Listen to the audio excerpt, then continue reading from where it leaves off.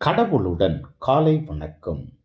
புனித யோவான் எழுதிய நற்செய்தி 7ஆம் அதிகாரம் 40 முதல் 53 வரை உள்ள இறைவார்த்தைகள்.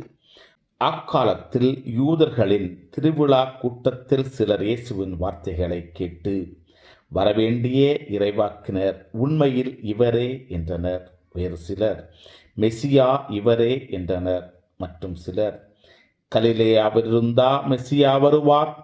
தாவீதின் மரபிலிருந்தும் அவர் குடியிருந்த பெத்லகேம் ஊரிலிருந்தும் மெசியா வருவார் என்றல்லவா மறைநூல் கூறுகிறது என்றனர். இப்படி அவரை குறித்து மக்களிடையே பிளவு ஏற்பட்டது. சிலர் அவரை பிடிக்க விரும்பினர், ஆனால் யாரும் அவரை தொடவில்லை. தலைமை குருக்களும் பரிசேயர்களும் அனுப்பியிருந்த காவலர்கள் அவரிடம் திரும்பி வந்தார்கள். அவர்கள் காவலர்களிடம், ஏன் அவனை பிடித்து கொண்டு வரவில்லை என்று கேட்டார்கள்.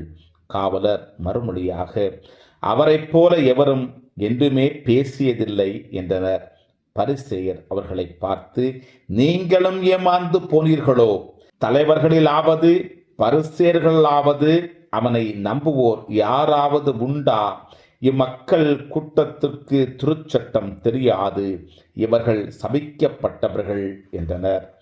அங்கிருந்த பரிசேயருள் ஒருவர், நிக்கதேம், அவரே முன்பு ஒரு நாள் இயேசுவிடம் வந்தவர். அவர் அவர்களிடம், ஒருவரது வாக்கு மூலத்தை கேளாது அவர் என்ன செய்தாரென்று அறியாது ஒருவருக்கு தீர்ப்பளிப்பது நமது சட்டப்படி முறையாகுமா என்று கேட்டார்.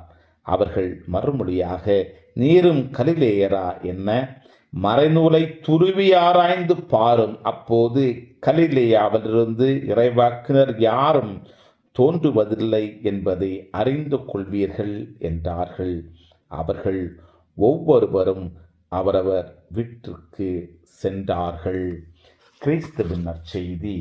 இந்த நாள் இனிய நாளாக அமைய வாழ்த்துக்கள்.